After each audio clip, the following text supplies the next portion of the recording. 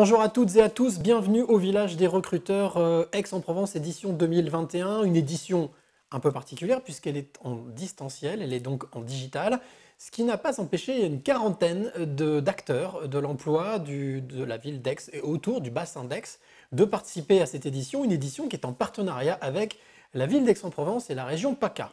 Et parmi toutes ces entités qui ont accepté de participer à ce village des recruteurs pour vous venir en aide, eh bien figure bien entendu la Chambre des métiers d'Aix, représentée par Laurent Jordan-Dengo. Bonjour Laurent. Bonjour. Alors vous êtes responsable du développement de l'apprentissage et de l'emploi, c'est ça? Exactement, oui. Alors, pour quelle raison est-ce que vous avez accepté de participer à ce village des recruteurs? Alors, c'est pas la première année, on a déjà participé au village des recruteurs en présentiel et cette année, on a voulu également y participer. Notre volonté, c'est de pouvoir présenter au public, alors que ce soit des publics jeunes, mais également des adultes qui sont en phase de reconversion professionnelle ou de réorientation, de leur présenter les opportunités d'emploi dans le secteur de l'artisanat.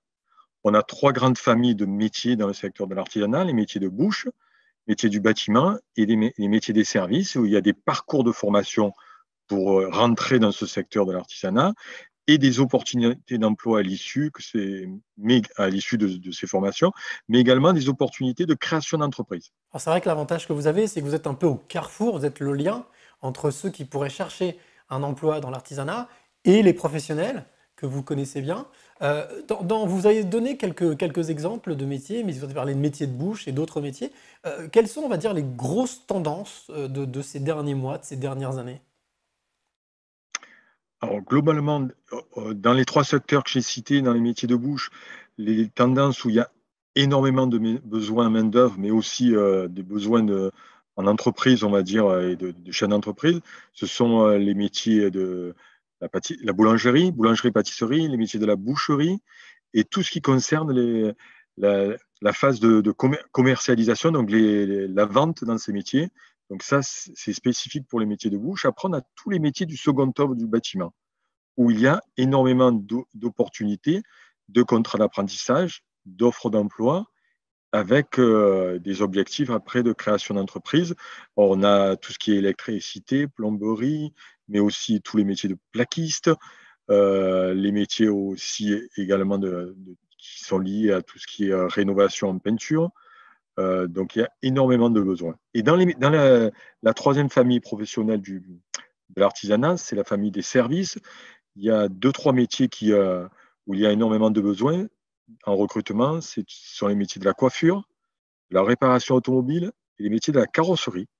Il y a des parcours intéressants et on peut gagner largement et très correctement sa vie dans ces secteurs d'activité. Quelles sont, d'après vous, on va dire, allez, parce qu'on ne va pas en donner plusieurs, mais les trois grandes qualités qu'il faut avoir pour vous rejoindre et pour travailler dans l'artisanat? Déjà, la première des catégories, c'est l'envie. Il ne faut pas aller dans ce secteur d'activité, dans ces différents métiers que je vous ai cités, comme une voie de garage. Il faut avoir un minimum l'envie d'aller dans ces métiers, aimer les métiers, on va dire, manuels, hein, exercer une profession avec ses mains. Hein. Donc, il y a des voies, comme je disais, des parcours, hein, mais ça, c'est la première qualité, c'est l'envie. Deuxième qualité, c'est des métiers où on ne fait jamais la même chose. Comme c'est des métiers qui s'exercent dans des petites structures, donc il y a une nécessité d'avoir une faculté d'adaptation. Il faut être assez polyvalent et on voit énormément de tâches hein, tout au long de la journée. Et donc la troisième qualité, ça va être la curiosité. Il faut être curieux dans ces métiers pour apprendre de nouvelles techniques parce que ça change au quotidien et pour aussi s'adapter à ces nouvelles contraintes. Alors j'ai une dernière question qui est peut-être pas forcément la plus simple, mais allez, je me lance, je vous propose un petit peu ce défi. Pour celles et ceux qui regardent cette vidéo et qui vont venir vous rejoindre le 21 avril, justement sur votre stand, pour partager avec vous, qu'est-ce que vous auriez envie de leur dire? Alors, c'est simplement, venez comme vous êtes. Ne jouez pas un rôle lors de nos entretiens, mais simplement en précisant un petit peu ce que vous avez fait jusqu'à maintenant, ce que vous avez envie de faire dans le futur et ayez un esprit ouvert. Et sachez que vous ayez 20 ans, 30 ans, 40 ans ou 50 ans, regardez un petit peu les possibilités, éventuellement peut-être de reconversion, de réorientation qui peuvent exister. De toute façon, on ne fera pas notre métier pendant 20 ans, pendant 30 ans, on sera amené à se reconvertir, à monter en compétences ou changer de compétences. Donc, venez avec un esprit ouvert et pour essayer d'observer toutes les opportunités de formation et d'emploi que vous pouvez découvrir sur ce salon. Eh bien, merci beaucoup Laurent pour toutes ces précisions et bien entendu, on vous retrouve et on retrouve tous vos collaborateurs sur votre stand du village des recruteurs en distanciel, en digital, ce 21 avril.